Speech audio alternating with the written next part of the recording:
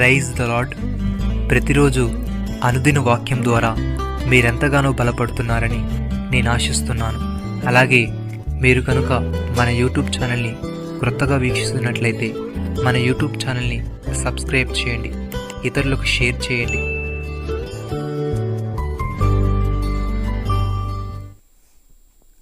మీ పరలోకపు తండ్రి పరిపూర్ణుడు గనుక మీరును పరిపూర్ణులుగా ఉండెదరు. మత్తయి సువార్త 5వ అధ్యాయము 48వ వచనము. ప్రియమైన సహోదరి సహోదరులారా, ఇప్పుడు మనము దేవుని పిల్లలమై ఉన్నాము. మనం ఏమవుదుమో అది ఇంకా ప్రత్యక్షపరచబడలేదు. కానీ ఆయన ప్రత్యక్షమైనప్పుడు ఆయన ఉన్నట్లుగా ఆయనను చూతుము గనుక ఆయనను పోలి ఉందుమని ఎరుగుదు. ఆయన యందు ఈ నిరీక్షణ పెట్టుకున్న ప్రతివాడును ఆయన పవిత్రుడై ఉన్నట్టుగా తన్ను పవిత్రునిగా చేసుకొనును. పాపము చేయ ప్రతివాడును ఆజ్ఞాతిక్రమించును. ఆజ్ఞాతిక్రమమే పాపము. పాపములను తీసివేటుకై ఆయన ప్రత్యక్షమైనని మీకు తెలియను. ఆయన యందు పాపమేమీ లేదు. ఆయన యందు నిలిచి ఉండు వాడెవడునో పాపము చేయడు. పాపము చేయవాడెవడునో ఆయనను చూడను లేదు, ఎరుగను లేదు. సహోదరి సహోదరులారా, మీరు ప్రియులైన పిల్లల వలె దేవుని పోలి నడుచుకొనుడి. క్రీస్తు మిమ్మల్ని ప్రేమించి పరిమళ వాసనగా ఉండుటకు మన కొరకు తాను దేవునికి అర్పణగాను బలిగాను అప్పగించుకొనును. అలాగుననే మీరును ప్రేమ కలిగి నడుచుకొనుడి. మీలో జారత్వమే గాని ఏ విధమైన అపవిత్రతే గాని లోభత్వమే గాని వీటి పేరైనను ఎత్తకూడదు. ఇదే పరిశుద్ధులకు తగినది. కృతజ్ఞతా వచనమే మీరు ఉచ్చరింపవలను, కానీ బూతులైనను పోకిరి మాటలైనను సరసోక్తులైనను ఉచ్చరింపకూడదు. ఇవి మీకు తగవు. యేసయ్య ఈ విధంగా అంటున్నాడు, మీరు లోకమునకు ఉప్పై ఉన్నారు. ఉప్పు నిస్సారమైతే అది దేని వలన సారం పొందును? అది బయట పారవేయబడి మనుషుల చేత త్రొక్కబడుటికి గాని మరి దేనికిని పనికిరాదు. మీరు లోకమునకు వెలుగై ఉన్నారు. కొండ మీద నుండి పట్టణము మరుగై ఉండనేరదు. మనుషులు దీపం వెలిగించి కొంచెము క్రింద పెట్టరు, కానీ అది ఇంటి నుండి వారందరికీ వెలిగించుటకై దీపస్తంభం మీదనే పెట్టుదురు.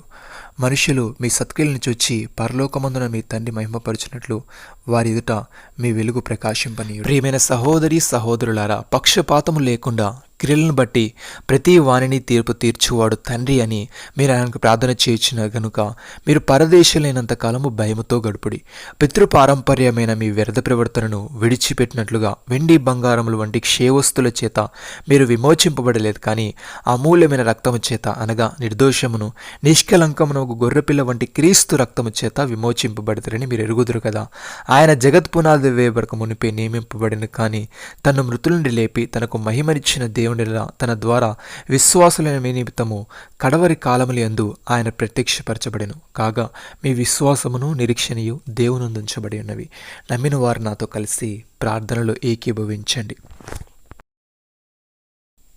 మమ్మల్ని మికిలిగా ప్రేమిస్తున్న మా ప్రియ పరలోకపు తండ్రి, మీ పరలోకపు తండ్రి పరిపూర్ణుడు గనుక మీరును పరిపూర్ణులుగా ఉండదరని, నీ రాజ్యంలోని వారంతా కూడా పరిపూర్ణతనే లక్ష్యంగా గురిగా పెట్టుకోవాలని నీవు తెలియజేశావు. తండ్రి నీకు స్తోత్రములు. దేవా, మేము నీ పిల్లలమై ఉన్నాము. మేమిక ఏమవుదుమో ఇది ఇంకా ప్రత్యక్షపరచబడలేదు, కానీ నీవు ప్రత్యక్షమైనప్పుడు నీవు ఉన్నట్లుగానే నిన్ను చూతము గనుక నేను పోలి ఉందమని ఎరుగుదము. తండ్రి, నీ యందు నిరీక్షణ పెట్టుకున్న వారమై నీవు పవిత్రుడైనట్టుగా మమ్మల్ని మేము పవిత్రులుగా చేసుకునే వారముగా ఉండటకు సహాయము దయచేయమని మీరు మాకు ఇచ్చిన గొప్ప రక్షణ భాగ్యమును బట్టి మీకు వందనాలు చెల్లిస్తూ ప్రభు అయిన యేసు క్రీస్తు నామంలో ప్రార్థిస్తున్నాము తండ్రి. ఆమేన్.